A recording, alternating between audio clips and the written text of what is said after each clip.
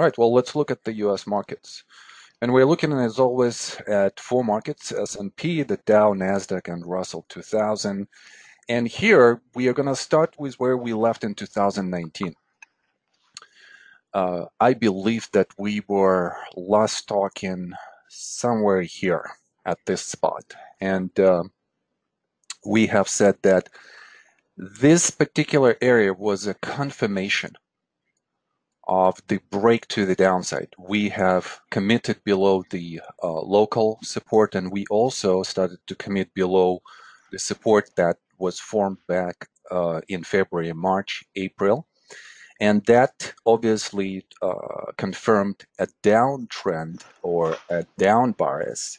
And we said that most likely we're going to have acceleration of the price to the downside on the background of the accelerating volume signature increase, where we're thinking that supply is going to increase, but at the same time, going below the support is going to create some kind of value for institutions, and they're going to start buying, and we see that in the volume signature. So that increase in the volume signature right here suggests that there is some buying. The next bar shows somewhat of the exhaustion, and obviously this is all related to the holidays, to Christmas, but still, if we would just interpret volume and spread signature, that's how we would be thinking about this. And we said that most likely we're going to have some kind of climactic stop in action.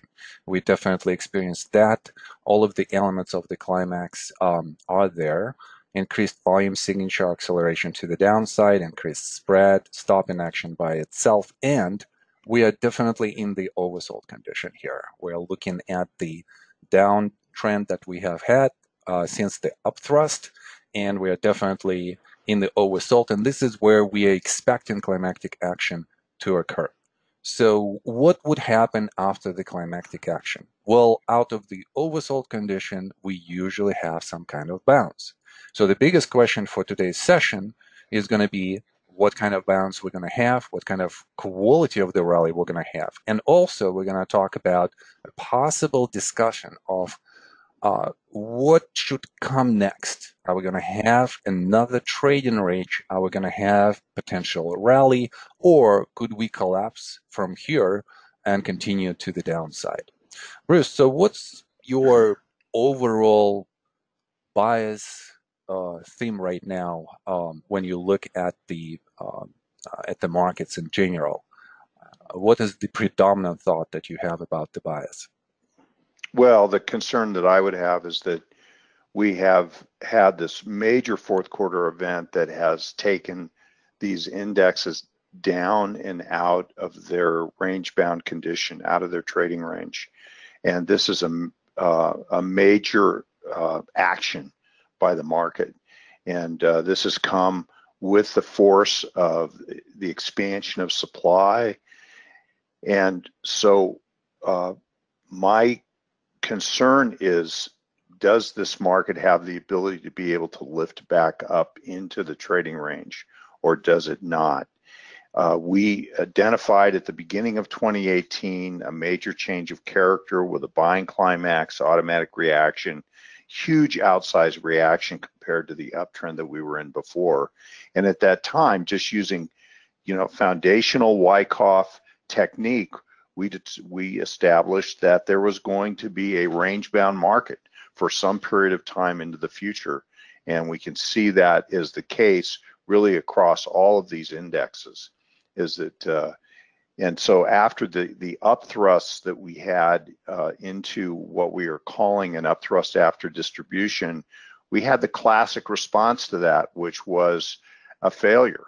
So after that upthrust after distribution, we had major liquidation by strong hands in a volatile market with high volume, and this took us down and out of the range-bound condition. So this is the major event of the year. And so now, as Ramon said, we are going to determine whether or not, or establish if we can, whether or not this market can conduct itself in a maybe an accumulation of sorts where it can have a more important rally, or whether or not we redistribute for another move down. We could say here that we're under the ice and that the inability of the market to show good price action with good demand that takes it back above the ice and keeps it there, that this becomes a very vulnerable place for the market. And so we're going to be looking very, very closely at these scenarios. Well, during the first phases, phase A and phase B of a trading range, we are going to have a lot of volatility. So our expectation is that for the next month or two or few months, and especially going into the trade talk deadline and other events that are on the horizon, we're still dealing with the budgetary things. We're probably going to have a lot of volatility up and down, but predominantly we're just looking for a couple of scenarios. The first scenario is just a trading range, and we kind of established that we have a selling climax. We are in the rally mode right now, short term. So we are still thinking about where automatic rally or automatic response could come to. And usually it would come to the area of the resistance. And we see how we're very, very close to that. On the Dow, which is clearly outperforming, the Dow, if having another good day, could be back into the major trading range. And this would be a really, really good bullish behavior and development. So a trading range, and out of the trading range, a question of the bias. Is it to the upside or to the downside? Or another scenario, would we have some kind of attempt to return back into the major trading range? All right, Bruce. I'd like to just say that one thing that is encouraging to me, and I believe that with what's happened here in the fourth quarter and into the end of the year, we have been saying over the course of the last number of sessions that the market was headed towards the end of the year, end of the quarter, with a lot of supply, and that it was likely to end the year near its lows. And that's exactly what's happened. And so here, the interesting thing is, look at the S&P. It's gone under its downtrending channel, and so that's an oversold condition. We have point and figure counts in these different indexes, which count to the area that it went to, where it stopped, and we've had a good bounce after that. So we have an oversold condition, we have a climactic decline into the lows at the end of the quarter, end of the year, and we have an oversold condition in the trend channel. And so these are all things that would lead us to believe that at least on in a localized area, that we have a new range-bound condition and possibly the conditions for a bounce in the new year. And so we think a lot of selling got accelerated into 2018. Now that we're in 2019, we have the potential for a vacuum of selling, which could produce maybe short covering and some other phenomena that could drive prices up a little higher, and maybe even up to that rising trend channel that is drawn on the chart. So we have the reasons to think that the market is done going down for a while, and maybe it's going to reform for another decline, but we're going to wait and watch and see what happens here. And these point and figure counts have been quite good so far. And I see that you guys have a lot of comments about the futures, that they are down on Apple News. Yes, Apple just announced some, earnings guidance and some, decrease in sales, deceleration of sales, and, with the references to the trade talks. And this is a very typical behavior for the environment that we're in.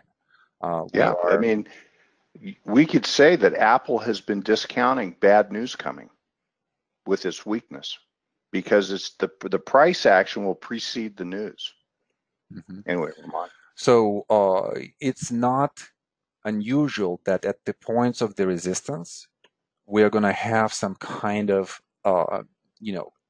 catalyst, and Apple acts as this catalyst to produce a sell-off, because the sentiment is still very much bearish. And actually, Bruce, next week, let's talk about the sentiment, right? So let's Yes. Let's look at the breadth, and let's look at the breadth on this rally, and let's just see how the events are going to unfold. But again, guys, we are in this formation right here, so far we could do this. So don't be alarmed that during this type of the consolidation, we could have multiple days where we have a significant move either to the upside or to the downside.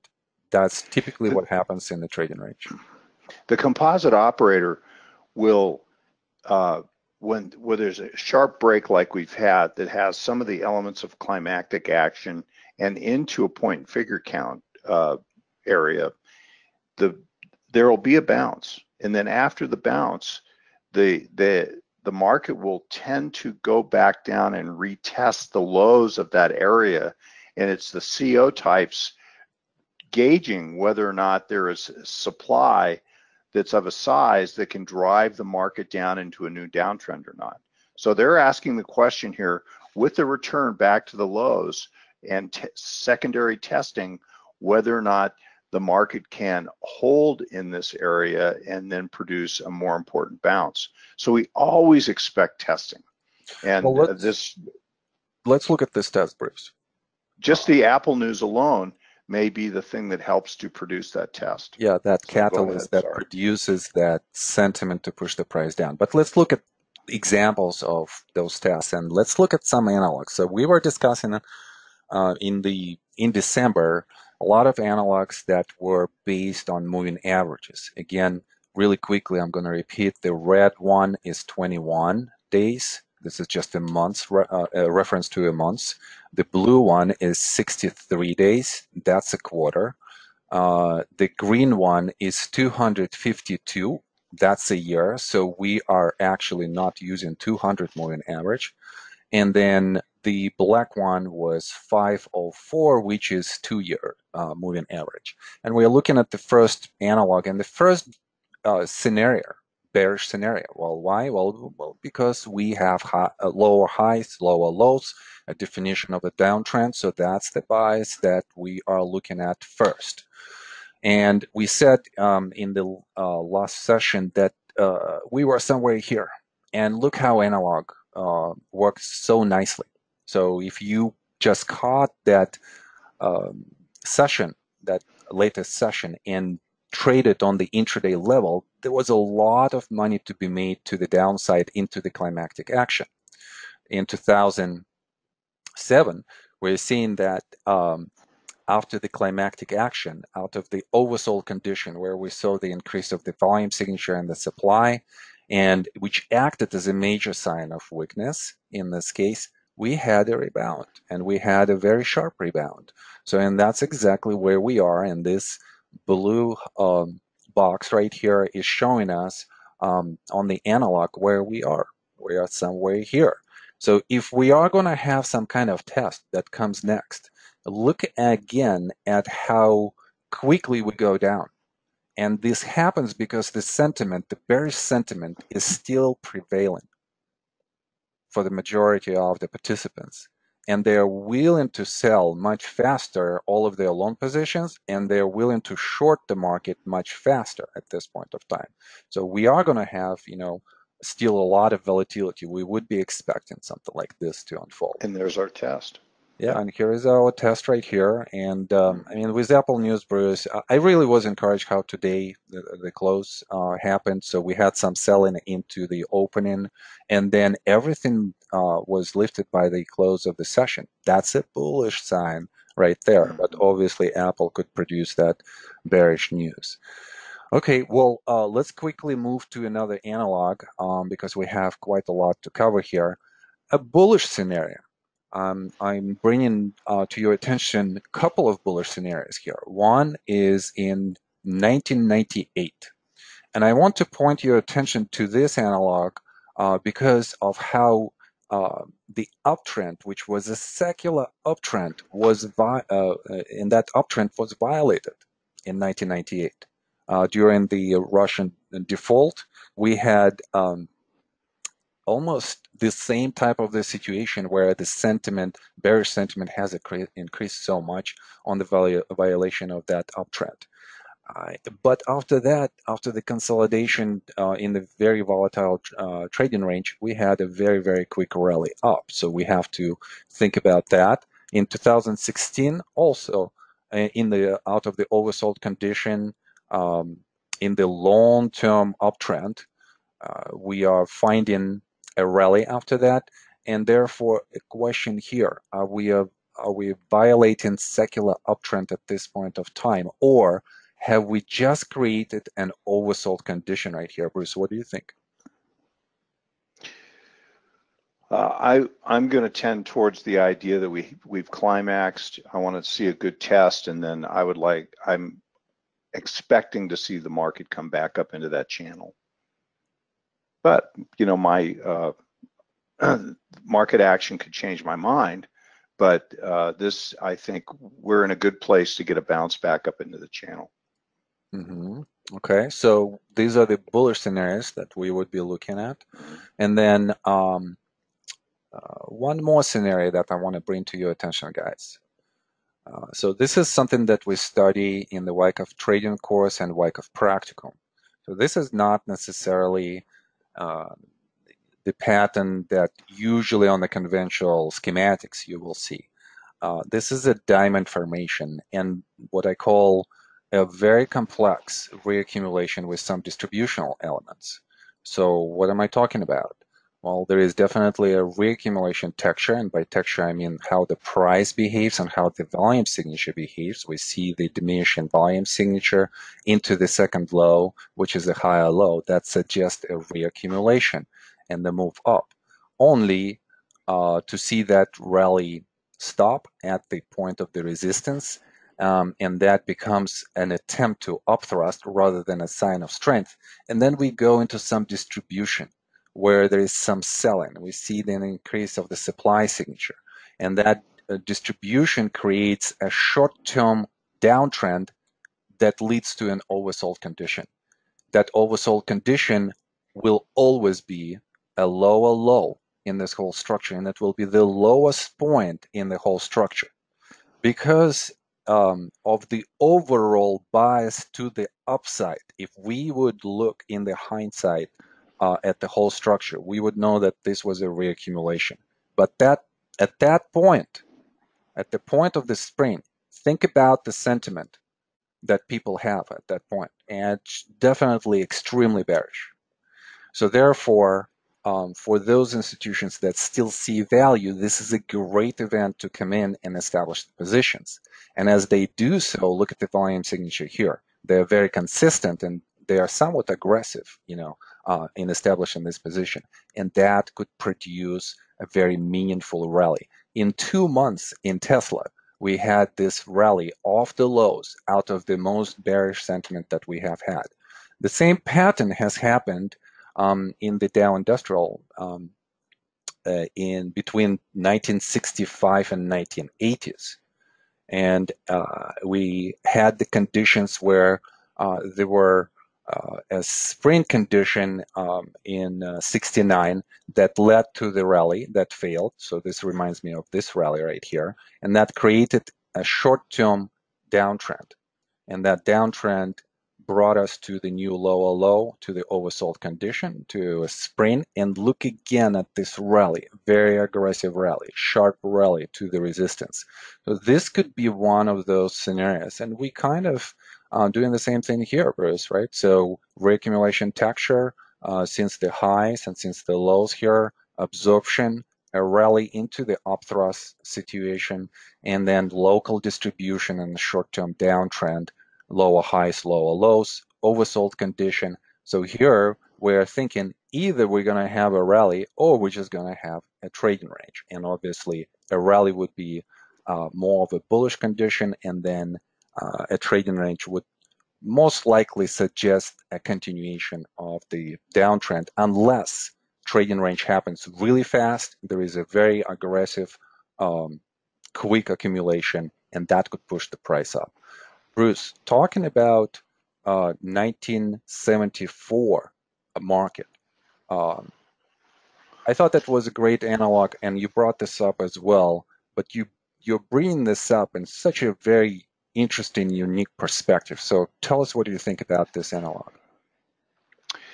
This is the Dow Jones Industrials 1970, late 69, 70 to 1975. And I was just trying to think of the different analogs that could speak to our current situation. And what really struck me was in the beginning of October, at the beginning of the fourth quarter, the market had a decidedly different change of character, turned into a downtrend. Supply was present, and the market just started marking down. And this was into the election first Tuesday in November. So this is a month ahead of time. So I was thinking about the election, and I really want this discussion not to be about politics. I want it to be about tactics and about analogs, because I'm not, especially when it comes to the market, I'm not political. I don't think in a political way. I think in a tactical way. So I'm having a discussion here a little bit about politics, but I'm doing it because I think there's an analog here. So very briefly, you can see the Watergate break-in occurred in June of 72, and I have an arrow to the week where the break-in occurred. Now, the thing is about that break-in was that it was a very obscure story. Didn't mean much to anybody. It was like page 7 news. Now you can see that in November, so this is June into November, so you can see how big the structure is. It's a multi-year structure, classic distribution. And into the election, the market goes up to and through 1,000 on the Dow, which was a very big, important, round psychological number for the market. And in this case, the rally followed through into the end of 72, which is, again, so this is, in this case, it rallies up into the end of the year and then has a sea change, just a complete change of character, and starts to liquidate on a pretty steady basis. After a minor sign of weakness, there's a last point of supply, which is a short covering rally of sorts, and then a very important decline that went right to support, major sign of weakness, and then a rally of very poor quality into a last point of supply.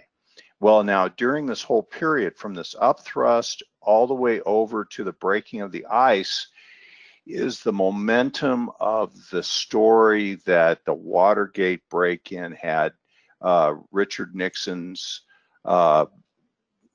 signature or his fingerprints all over it. And so at least that's the way the press made it out to be. He had a 49 state landslide victory in the election. And so he won by a huge margin. But what happened after that is that the Watergate story got closer and closer and closer to him. And there was a Democratic Congress that was investigating and investigating and investigating this whole thing, and was hostile to Nixon. Now, that sounds kind of familiar to the situation now, the difference being that the House was turned over to the Democrats in November. And so the investigation, then they have said that they're going to investigate President Trump, and they're going to investigate him for these supposed events which involve, for among other things, Russia.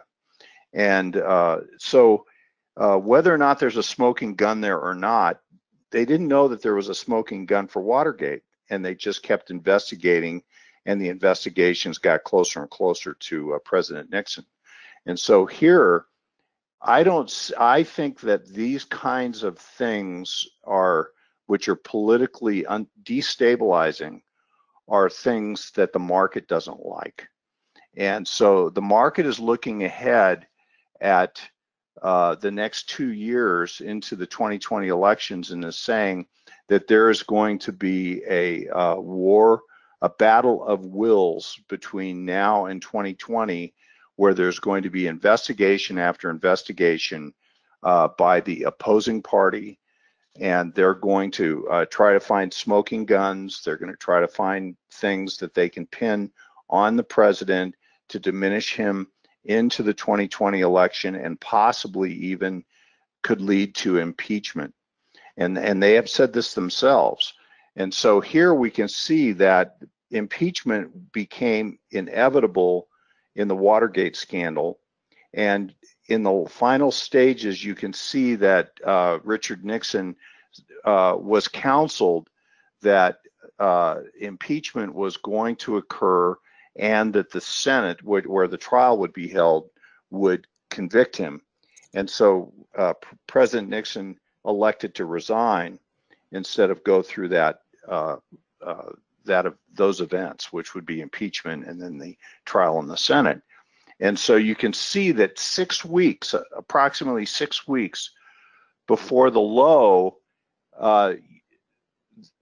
he resigned, and then that low that was made after his resignation, which produced a cause, an important cause in that structure, was the end of the bear market. And that bear market, from the upthrust all the way down to the selling climax, was inflation adjusted, one of the worst bear markets we'd had since 1929-32. You can see how much interest rates went up throughout that whole period. We have rising interest rates now. So there are some parallels here.